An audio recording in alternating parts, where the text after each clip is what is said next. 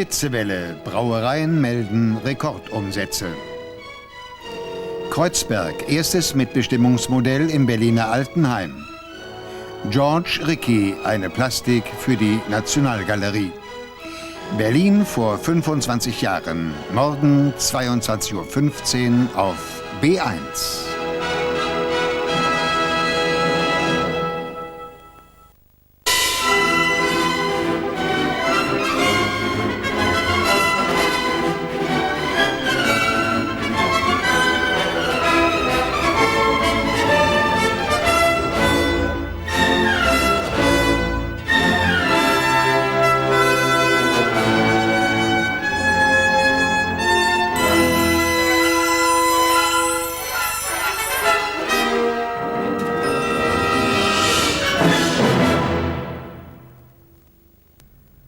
Mit der 7. Sinfonie von Gustav Mahler setzt B1 morgen die Reihe der Mahler-Sinfonien mit den Berliner Philharmonikern unter Bernhard Haitink fort. Jetzt die neuesten Nachrichten in B1. Berlin. Mit einem Besuch des Pergamon-Museums und dem Gang durch das Brandenburger Tor beginnt der jordanische König Hussein heute seinen Aufenthalt in der deutschen Hauptstadt. Nach einem Essen mit dem regierenden Bürgermeister Diepgen fliegt der Gast nach Bonn. Der jordanische König hofft nach eigenen Worten auf einen Erlass der Schulden seines Landes durch die Bundesregierung als Anerkennung für die Bereitschaft Jordaniens zum Frieden mit Israel. Die USA haben dem Land bereits 220 Millionen Dollar an Schulden erlassen und die Streichung weiterer 480 Millionen Dollar in Aussicht gestellt. Washington. Die US-Regierung will sich bei ihren Gesprächen mit Kuba, die in dieser Woche fortgesetzt werden sollen, strikt auf das Flüchtlingsproblem beschränken. Das hat Außenminister Christopher noch einmal betont. Sollte der kubanische Staatschef Castro allerdings zu demokratischen Reformen bereit sein, werde man darauf in sorgfältig abgewogener Weise reagieren, sagte Christopher. Unterdessen hat Castro die Küstenwache des Landes angewiesen, seeuntüchtige Boote und Flöße mit Kindern und Jugendlichen an Bord am Verlassen der Karibikinsel zu hindern. Belgrad. Der russische Außenminister Kosyrew hat die Haltung Serbiens gelobt. Er bemängelte zugleich, dass die internationale Kontaktgruppe, bestehend aus USA, Großbritannien, Russland, Frankreich und Deutschland, die geänderte Politik Serbiens nicht entsprechend honoriert habe. Kosyrew befürwortete, die UNO-Sanktionen gegen Serbien und Montenegro zu lockern. Sarajevo. Die bosnischen Serben haben ihre zweitägige Volksabstimmung über den internationalen Teilungsplan beendet. Die Wahlbeteiligung wurde mit mehr als 75% angegeben. Es wird erwartet, dass sich die Mehrheit gegen den Plan ausgesprochen hat. Andere Meldungen: Jerusalem. Israel hat den Weg für eine Ausweitung der palästinensischen Selbstverwaltung auf das gesamte Westjordanland freigemacht. Das israelische Kabinett billigte das Abkommen mit der PLO, wonach die Palästinenser dort künftig für viele Bereiche selbst zuständig sind. Belfast. Bei dem Bemühen um einen Frieden im Nordirland gibt es nach Ansicht der katholischen Parteien Sinn Féin und sozialdemokratische Labour-Partei entscheidende Fortschritte. Algier. Mehr als eine Woche nach dem schweren Erdbeben im Westen Algeriens ist das Land erneut von Erdstößen erschüttert worden. Dabei soll es aber keine Toten oder Verletzten und nur geringen Sachschaden gegeben haben. Dortmund. Mit scharfen Angriffen auf die Sozialdemokraten haben die Parteivorsitzenden von CDU und CSU Kohl und Weigel für die Union die Schlussphase des Bundestagswahlkampfes eröffnet. Potsdam. In der brandenburgischen Landeshauptstadt sind die Delegierten der PDS zu einer Konferenz über die Wahlkampfstrategie der Partei zusammengekommen. Das, meine Damen und Herren, waren die Meldungen. Und eine Information möchte ich Ihnen noch nachreichen. Johann Wolfgang von Goethe hatte am Sonntag Geburtstag, seinen 275. Und das hat der alte Meister schon vor 200 Jahren gewusst. Das Erdentreiben, wie es auch sei, ist doch nur Plackerei. Das ist aus seinem Faust. Trotzdem Ihnen allen einen schönen Wochenbeginn. Ich sage Tschüss für heute. Und eines haben wir natürlich nicht vergessen: das Wetter.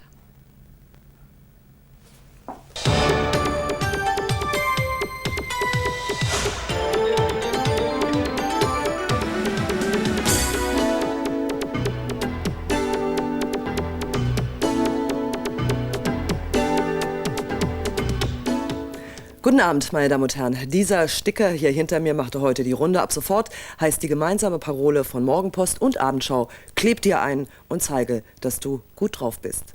Eine Morgenpost, bitte.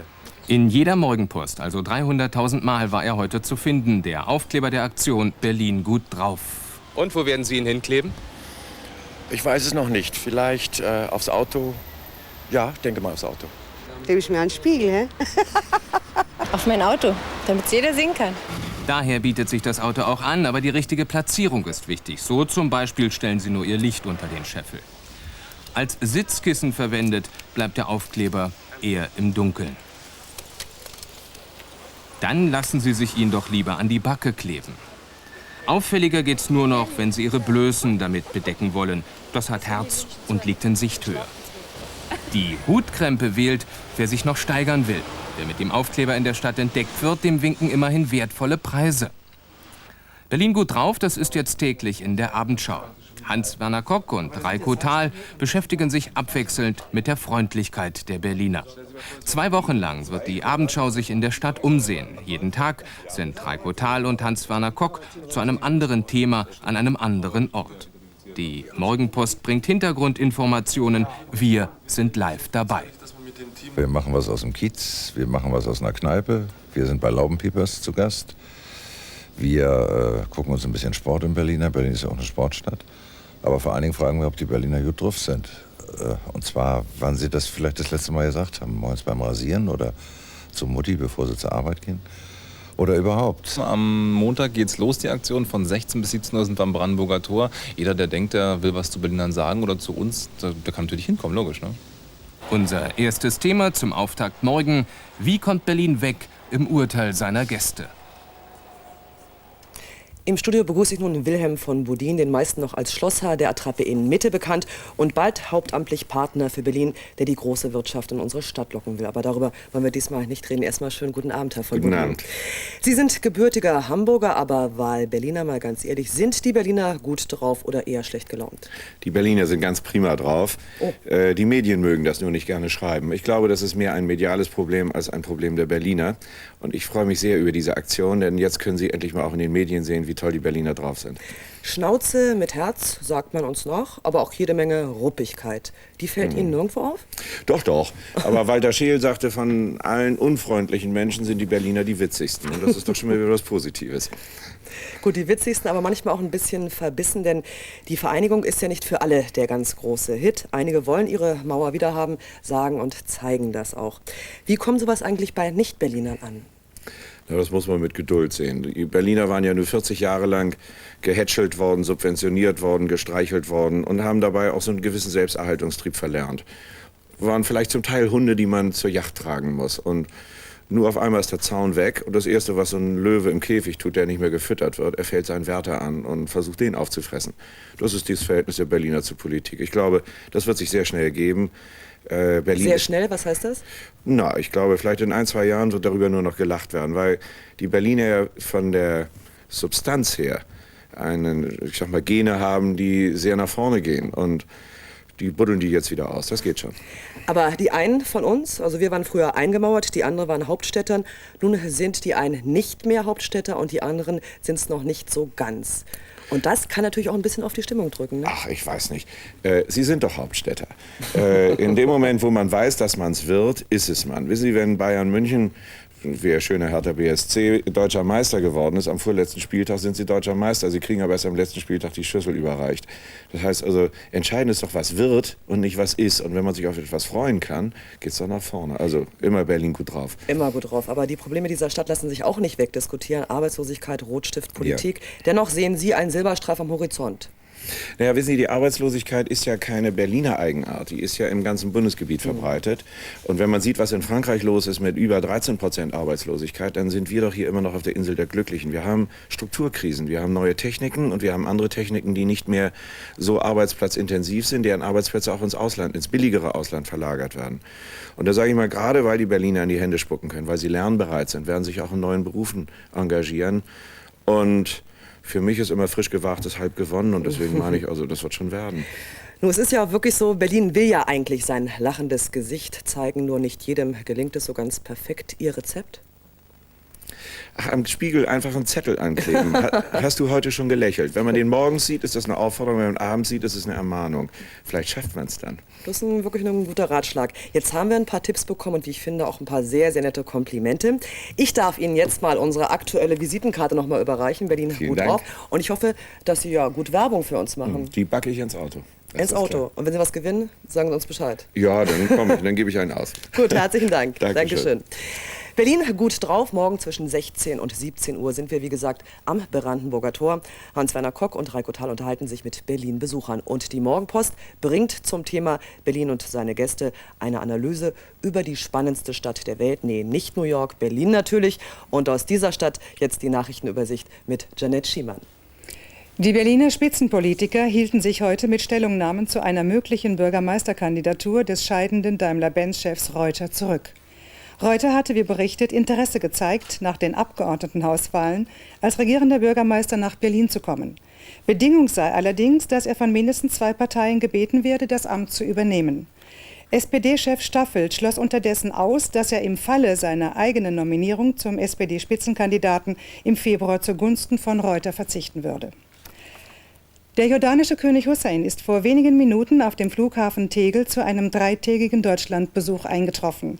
Auf dem Berlin-Programm stehen morgen ein Besuch des Pergamon-Museums, ein Gang durch das Brandenburger Tor und ein Mittagessen im Charlottenburger Schloss. Morgen Nachmittag reist Hussein weiter nach Bonn. Bausenator Nagel und viele Berliner verfolgten heute Mittag an der Oberbaumbrücke ein besonderes Schauspiel. Die neue Stahlbrücke über die Stralauer Allee wurde zur endgültigen Montage eingeschwenkt. Sie ist 78 Meter lang und 250 Tonnen schwer. Die U-Bahn U1 soll ab Herbst 1995 über diese Brücke wieder vom Schlesischen Tor zur Warschauer Brücke durchfahren. Zum ersten Mal war auf diesem Streckenabschnitt bereits 1902 eine U-Bahn gefahren. Die Enteignungen der Jahre 45 bis 49 durch die sowjetische Besatzungsmacht bleiben umstritten. Außenminister Kinkel hat bekräftigt, dass die sowjetische Verhandlungsdelegation in den 2+4-Verhandlungen die Unantastbarkeit der Enteignungen zur Bedingung für ihre Zustimmung zur Wiedervereinigung gemacht hatte. Der letzte sowjetische Präsident Gorbatschow hatte, wie berichtet, behauptet, diese Bedingung zumindest nicht persönlich gestellt zu haben. Sonderzug 13:11 Uhr nach Königs Wusterhausen. An Bord dieses Sonderzuges ab Charlottenburg fuhr heute sportliche Prominenz. Unter anderem der Europameister und Olympiasieger über 5000 Meter, Dieter Baumann, und der Hochsprung-Weltrekordler Javier Sotomayor aus Kuba. Autogrammjäger freuten sich über die gute Gelegenheit. Ziel des Sonderzuges war das internationale Stadionfest in Königs Wusterhausen im Vorfeld der ISTAF, des Leichtathletikwettbewerbs, der am 30. August in Berlin stattfindet. Der gestern in einem Regenrückhaltebecken der Wasserbetriebe in der Forkenbeckstraße in Wilmersdorf gefundene Manfred Sprenger ist Opfer eines Raubmords geworden. Der obdachlose Mann wurde durch mehrere Stiche in den Oberkörper getötet. Hinweise zum Umfeld und zu Bekannten des 43-Jährigen nimmt wie immer jede Polizeidienststelle entgegen.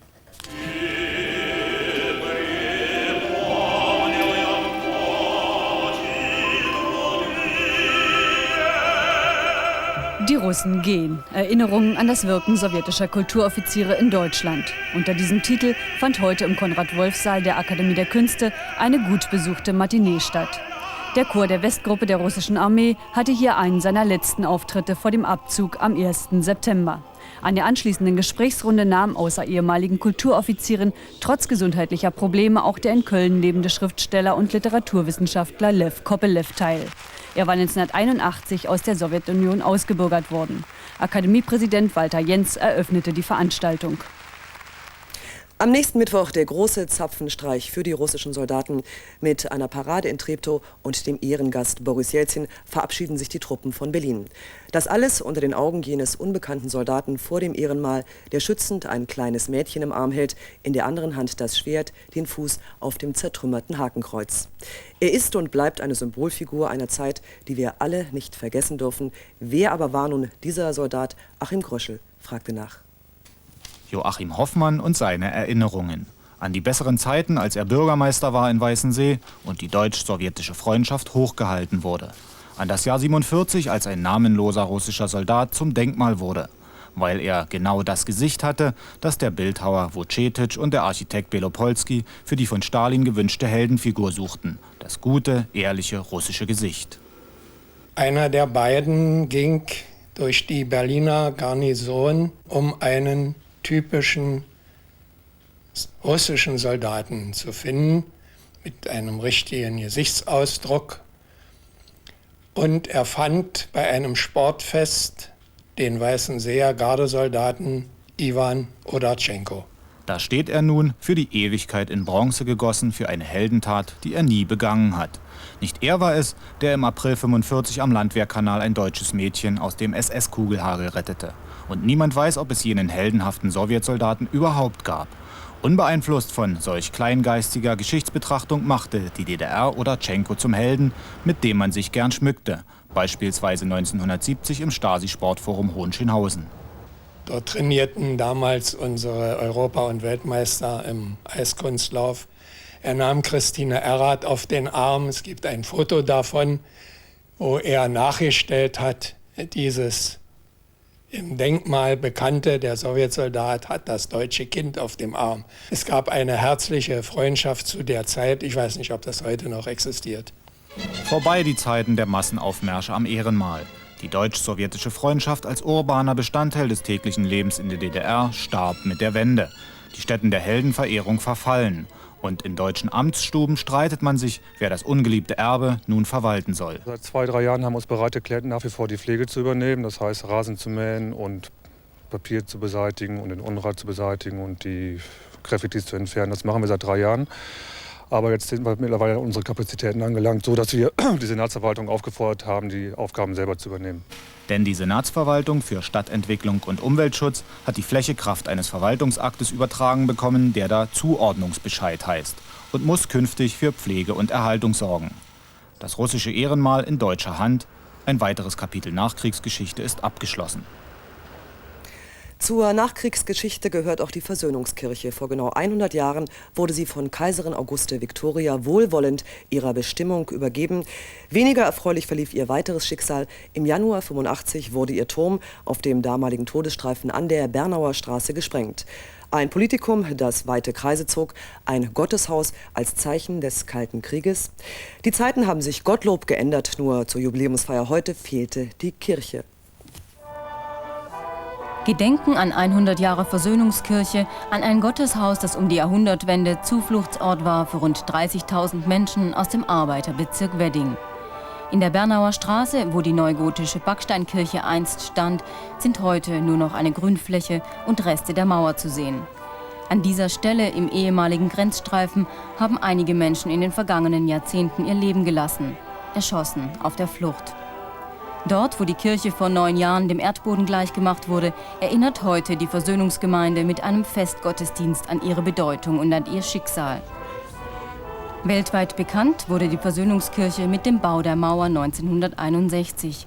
Der Betonwall zwischen Ost- und Westberlin trennte die Kirche von ihrer Gemeinde. Von nun an stand sie verwaist im Todesstreifen und wurde schließlich gesprengt, weil sie dort die freie Sicht und wohl auch das Schussfeld behinderte.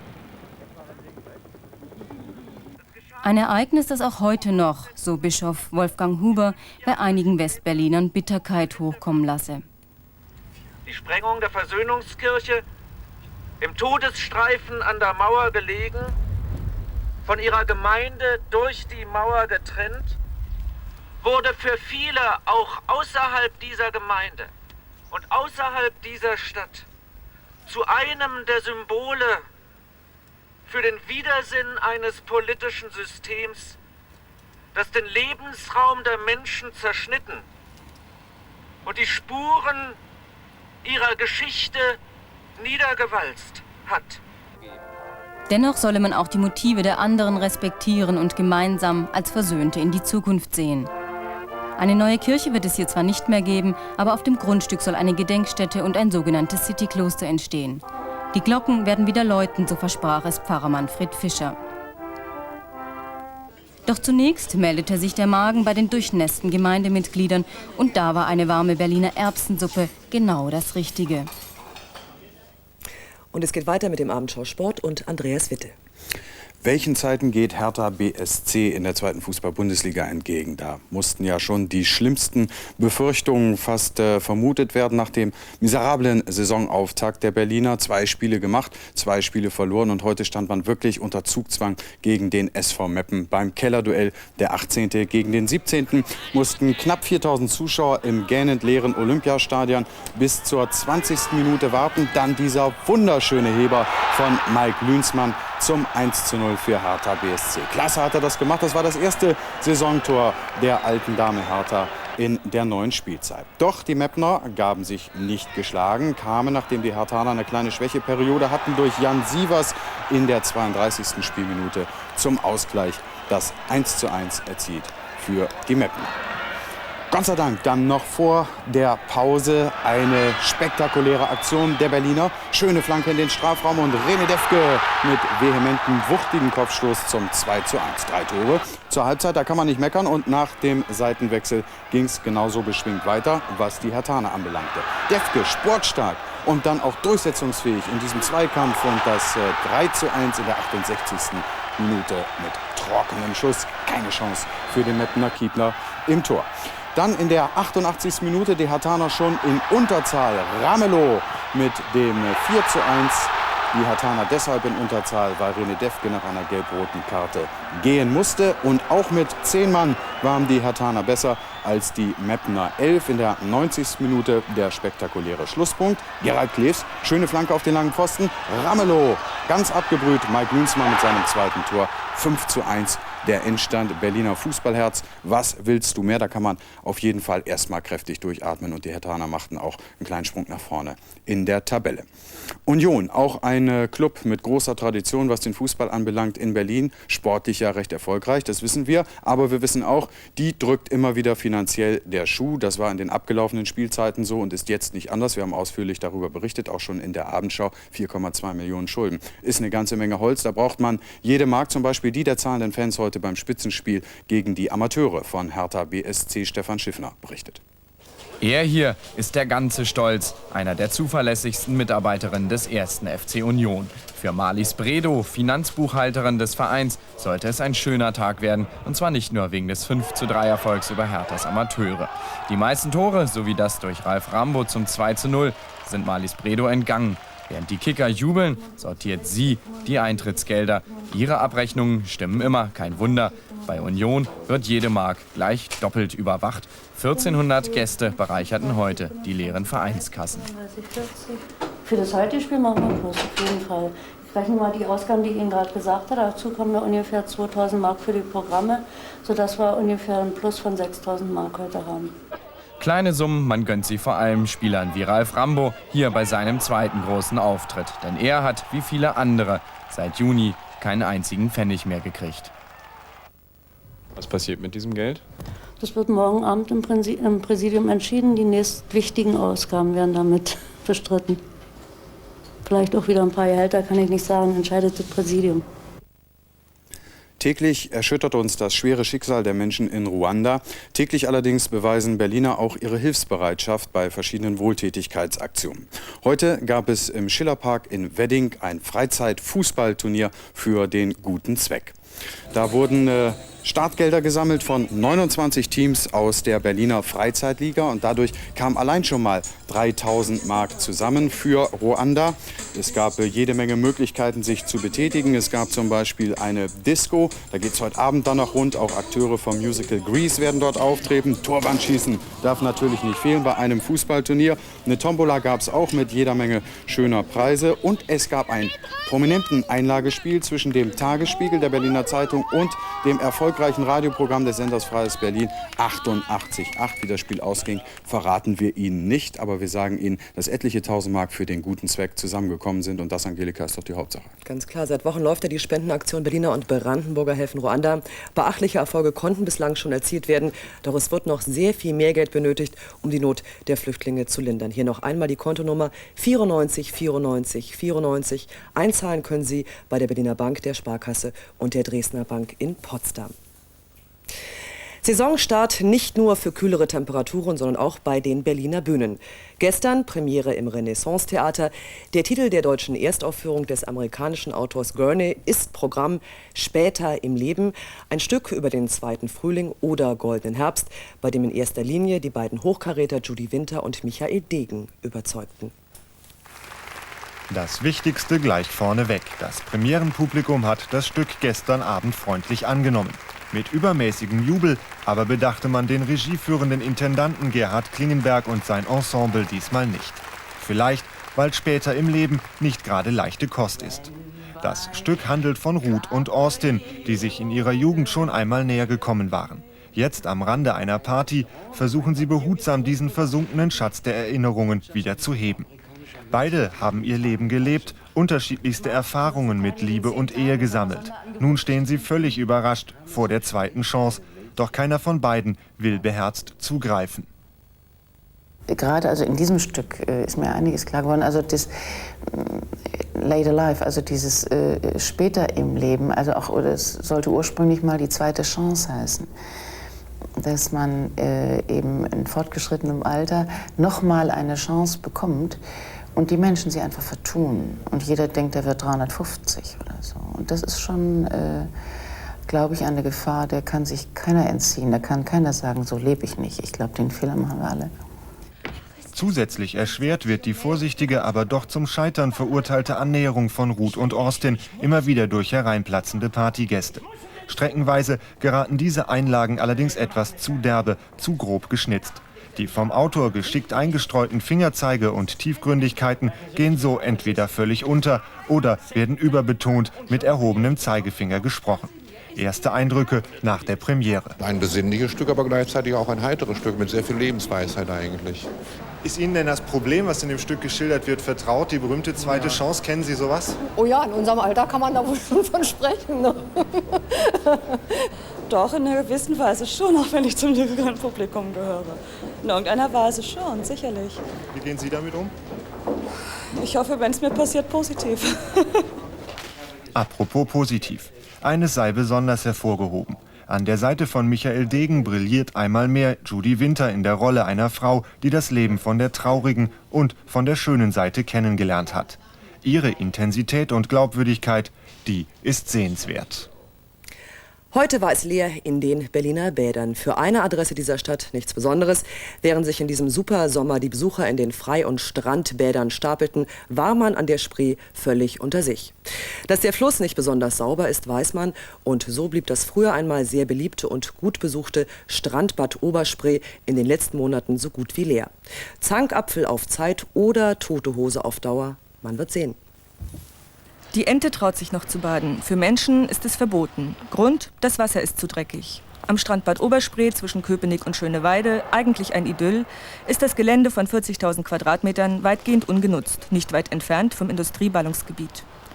Das fiel auch Peter Thomas auf und so hat er im März 1990 unter der Regierung Modrow einen Nutzungsvertrag abgeschlossen. Das jetzige Bezirksamt Treptow erkennt den Vertrag jedoch nicht an. Ich habe schon Jahre vorher diesen kleinen Kiosk hier bewirtschaftet und aufgrund dieser Situation hat man mir das Strandbad auch zugesprochen. Das Bezirksamt möchte dieses Grundstück wieder haben. Ich habe einen gültigen Nutzungsvertrag. Nun besteht da jetzt Differenzen. So wie vor 30 Jahren hatte er es sich vorgestellt, als man sich hier noch getümmelt hat. Eine Steganlage, ein kleines Sporthotel und eine Gaststätte würde er gern errichten. Verbindliche Planungen sind mir nicht bekannt. Es sind Wünsche, die der Vertragspartner hier geäußert hat. Wir gehen davon aus, dass diese Wünsche nicht erfüllbar sind, weil es ein Bad ist und eine Sportanlage im Land Berlin, die uns auch erhalten bleiben soll. Einnahmen hat Peter Thomas bisher keine und Pachtgebühren braucht er derzeit auch nicht zu bezahlen. Wir haben Eintritt frei, Strandkorb und Campingliege kosten ebenfalls nichts. Also das ist eine großzügige Angelegenheit. Laut Flächennutzungsplan bleibt das Gelände Naherholungsgebiet. Geld zum Bauen hat Peter Thomas nicht und eine Baugenehmigung bekommt er auch nicht. Das Bezirksamt Treptow will das Filetstück an der Spree zurückhaben. 4 Jahre lang streitet man sich nun schon und eine Einigung ist immer noch nicht in Sicht. Deshalb hat dieser Jahrhundertsommer um das Bad einen ziemlich großen Bogen gemacht. So viel für heute, einen schönen Abend und tschüss.